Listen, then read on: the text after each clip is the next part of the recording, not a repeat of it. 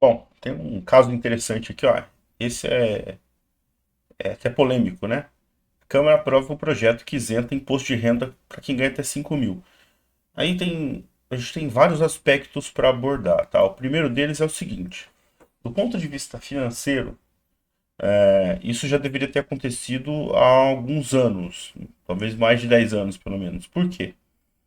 Se a gente for calculando ano a ano a inflação, ela vai jogando e minando o seu poder de compra. Então, naturalmente, você precisa fazer com que essas alíquotas de imposto sejam reajustadas. Então, se a gente for pensar por esse aspecto, você fala assim, olha que legal, tá ok. Só me engano, o cálculo preciso disso seria de 5.200 ou 240, uma coisa assim. Nesse caso, 5 mil, tá ok, vai, não vamos brigar por isso aí, porque o número redondo é mais fácil de você passar ele para frente, tá? Então, assim, esse é um ponto.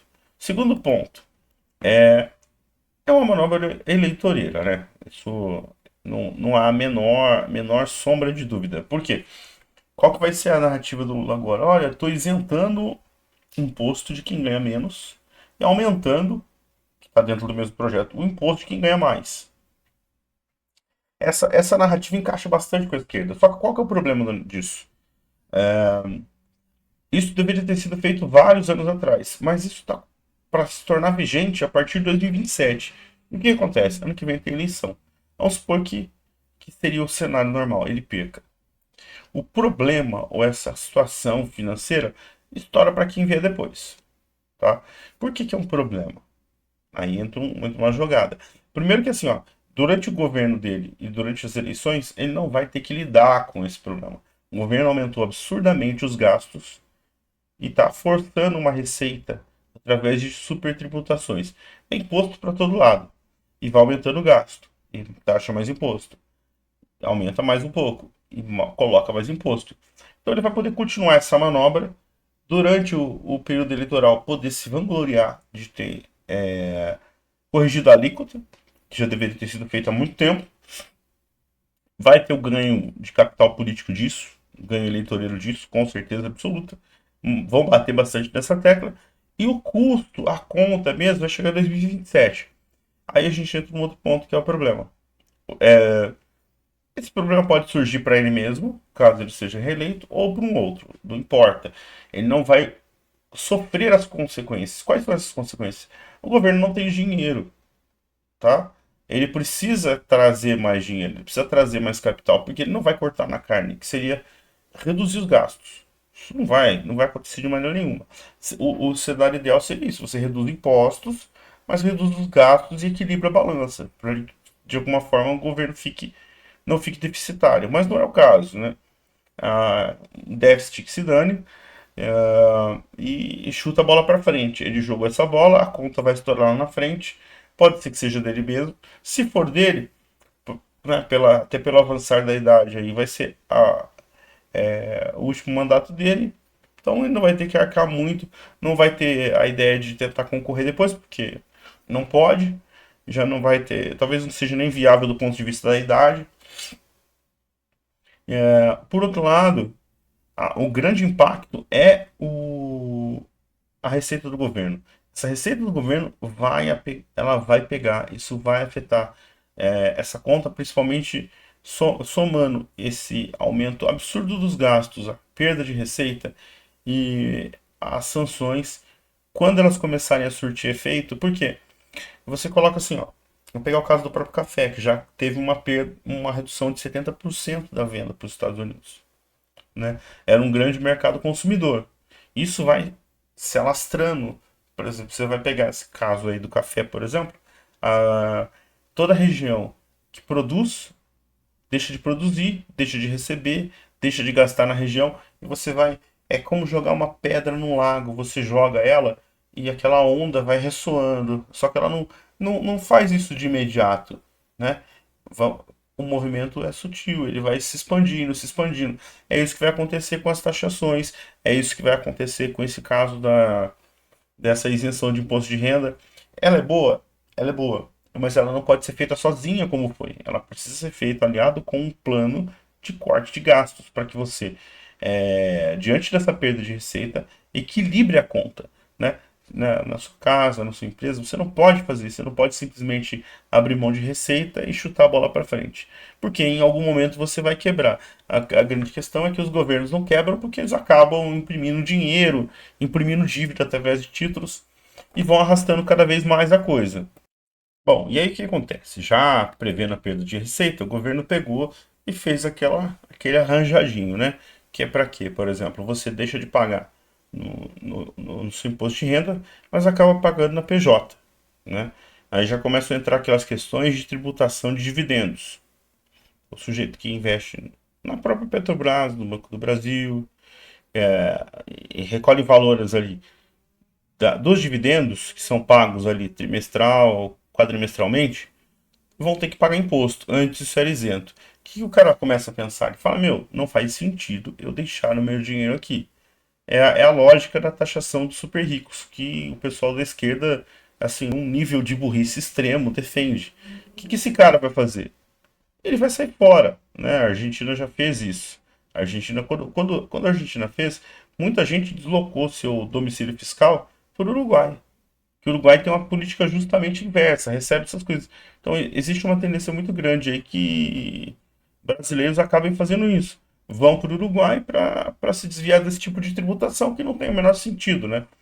Países da Europa que tentaram isso, todos deram errado. Essas pessoas se mudaram para outros países que, assim, você tinha uma tranquilidade, uma possibilidade de manter a sua própria renda, o lucro dos seus investimentos protegido, né? Porque no fim das contas a gente sabe, imposto é sempre roubo, né? Imposto é roubo. Não é o. Ah, mas aí a gente pode entrar na discussão de que, mas o governo precisa existir para manter as coisas básicas, não sei. Concordo, concordo. O problema é que ele não se limita a fazer isso. Ele vai se espalhando como se tivesse tentáculos. E aí meio que escraviza todo mundo que produz. O sujeito que é CLT, ele é escravizado porque ele paga INSS. Se ele precisar, dificilmente ele vai usar. Ele paga fundo de garantia.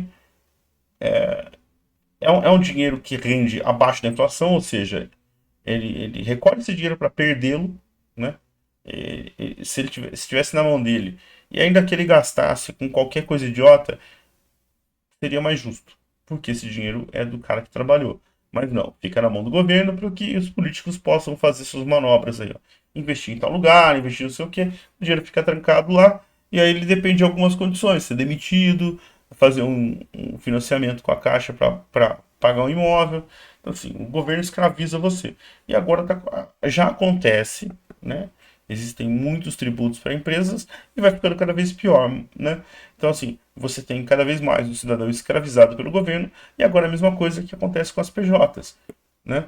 Infelizmente, muita gente aí que acabava optando por ser PJ para ter uma margem de lucro melhor, né? Porque o sujeito que vai trabalhar para alguém CLT, ele custa praticamente o dobro. Então, o sujeito, vamos pegar um exemplo besta, o sujeito que ganha aí mais ou menos R$ 2.000 por mês, essa empresa vai pagar aí R$ 4.000, somando o salário mais tributos embutidos. Que esse dinheiro deveria ficar na mão do cara. Quando esse cara entra para esse mesmo serviço e entra como PJ, ele tem possibilidade de negociar para que esse valor venha todo para ele.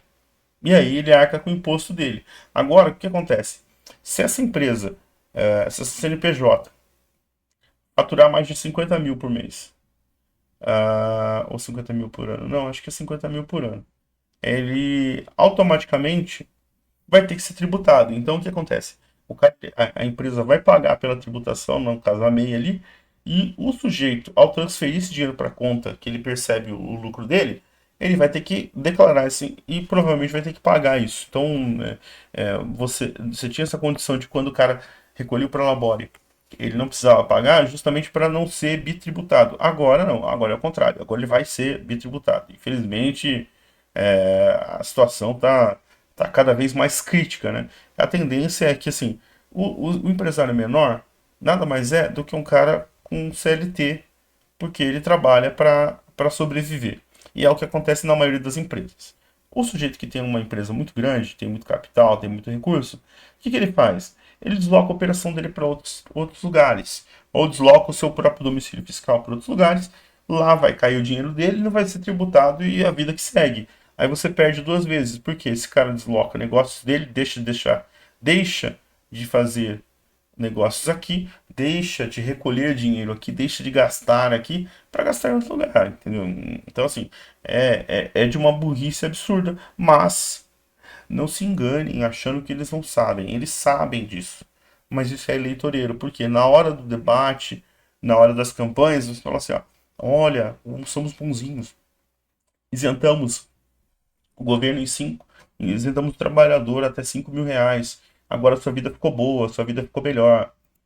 Mas comenta aqui o que você achou, o que que você acha que vai acontecer, se devem vir novos impostos aí, se acha que a conta vai chegar. No fim das contas, é sempre o mais pobre que paga, né? Ele vai ficando cada vez mais pobre. Eu imagino que agora a gente chegue numa situação aí que você não vai ter mais classe média. Você vai ter os muito ricos, os que sobrarem e não foram embora, e os muito pobres, todos nivelados na base ali. Felizmente é isso, tá? Bom, se você gostou, aí eu convido você a se inscrever, curtir para ajudar a gente a fortalecer o trabalho. Se você não gostou, mande para os seus inimigos, né? Se inscreva e metralhe ele com vários vídeos aí para irritá-los, beleza, gente? É isso aí, gente.